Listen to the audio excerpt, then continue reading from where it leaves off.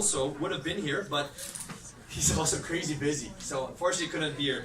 But I was able to ask Pastor Manny Carlos, who is the founder of Victory Christian School and the chairman of Victory Philippines, a man I personally deeply respect. He has been involved in the schooling space, also starting a school in an international school, the Victory Christian International School, and they homeschooled for a season. So we were delighted that he was able to say something about their journey, and that's who we have here today. He's going to say a little bit about their journey, and the theme of really why we're all here is to ask the question and answer it. Why should you consider homeschooling? So can you please welcome, Pastor Bishop Manny Carlos. Thanks, Edric. Good afternoon, everyone. And I do want to express my not just appreciation, but really congratulations to Edric and Joy for this really labor of love. I mean, for them to invest so much of their time and energy, not just in homeschooling their children, but making it available to a bigger audience, I think deserves so much commendation. Could we give them a round of applause for making this available? And I do believe it has not just the potential, but this is a real tool that can bring a transformation to our nation. Our nation is really in transition right now, and you can see that the more the gospel makes inroads into the society, not only are people's lives being changed, but societies and communities can be changed as well. And a large part of that is education. And when I decided to homeschool my oldest son, actually I have 4 children, my oldest son, we were only able to homeschool him for 3 years in his elementary years. I guess we did have the advantage of having our own Christian school with Victory at that time when we were still running it. So in my mind, at least, even if I didn't have the opportunity to homeschool all of our children, at least we had that option as well. But what was going on in my mind then was the opportunity for already that's been mentioned by the homeschooling moms, the many advantages of homeschooling. And where I'm coming from, I went my own journey as a student. I went to one of the top, if not the top, okay, Edric will agree with me, top private school in elementary. I was a government scholar in high school, and I was a scholar ng Bayan. I think you know what that institution is in college. And I took my master's in business in the US. And so my academic credentials would be one of those that most of our countrymen would say, oh, ang galing nito naging estudyante. But of course, when I met Jesus Christ, that's when my life really took on the right direction, because unfortunately in our nation, we have a lot of smart people in our nation. They have all these academic accolades.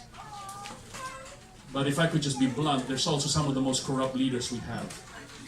During the UP Centennial, Maring Winnie Monsod commended UP for having justices and senators and all of the captains of industry, and yet yung buwelta niya, bakit ganito yung bansa natin? And so I think if there's one thing that we need to renew in our thinking as a culture, is academic achievement is not the summation of the success of a person. The character of a person is equally, if not even more important, because character is a container for gifting and talent. Now, having said that, when I decided to homeschool our children, it was with a knowledge already from my pastor in the United States. He homeschooled his children. And I met him many years after, and he said something there. So there's a lot that I can say, but I want to just zone in because we want to launch the book. I want to zone in on one particular thing that he said that really struck me. I know homeschooling really is really from the United States. It became such a movement right now, and you probably heard stories of how successful it is. And I believe it's the right timing that it's becoming more and more not just popular, but a very viable option for parents to educate their children. And there's many fears that, will our children be less able to cope? And again, as I said, I'm coming from someone who went to the top schools of this nation, so I know what I'm speaking about.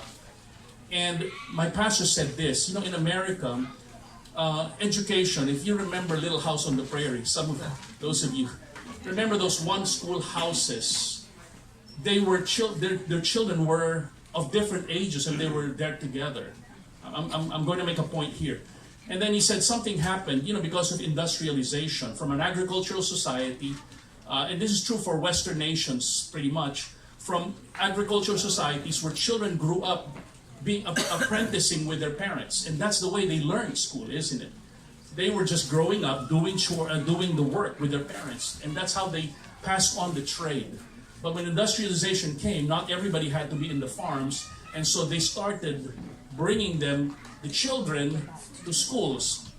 And up until I think the 1930s, they still had those what were called one school where the different grades were together. But the public education in America devised a brilliant idea, in their minds at least, and that was they started segregating the children by age. In other words, the 6 to 7-year-olds, isang grade, 7 to 8, isang grade, so ganun na. Yun naman ang nakagis na natin, di ba? That's what we're used to. But I would venture to let you know that that was not the case, at least in the American educational system. Of course, when we were colonized by the United States, then that's what we inherited. So that's all we grew up with. But what's interesting is when they started doing that, something strange happened. That's when the children started becoming rowdy. That's when problems started happening in the age-segregated school system. You know, problems that we don't even think about, you know, putting chewing gum under the table, writing graffiti on the wall. I mean, of course, in America right now, they have to have metal detectors so that they don't bring their guns. Now, hopefully, well, in the Philippines, maybe we don't have metal detectors, but we do know, perhaps in the private school, and even in the private school, I know we were bombarded with that YouTube video just a few months ago. And so, what's my point? And this is the insight that my pastor had. If all the interaction with the children is only with their peers all of the time, in other words, the students of their same age, they will never outgrow their immaturity. The big difference with homeschooling is you get to interact with older people, not just the school age of your children. We think, you know, this word socialization is a big concern, but I would submit to you the most important influence that your children can have are actually, of course, with your parents, of course, with your teachers, but above and beyond that is really older people. Kahit yung kuya nyo tsaka ate nila, actually that's a better interaction than interacting with children their same age. Now, I'm not saying they shouldn't interact. What I'm saying is if most of the interaction, if there's one thing common that homeschool children, when they interact, when the adults listen to them, you know what they tell them? They're like little adults. The maturity and the confidence that they have in interacting with older people, it's surprising to them. Why? Because they're not bound and limited by the simple interaction. So I could say more, but I just want to just lodge that thought in all of you. That is one of the distinct advantages of homeschooling is your interaction is not just limited to children of your same age. Sure, you can play with them. Sure, you can play sports. But their maturity hinges on them seeing models, not just adults, but even older children. And that's how they grow up. And everybody's all the better for it. So my encouragement, as you consider this, see the benefit, not just in the academic, not just in the character, but also in the social interaction. So congratulations again. Thank you so much, Bishop Manny.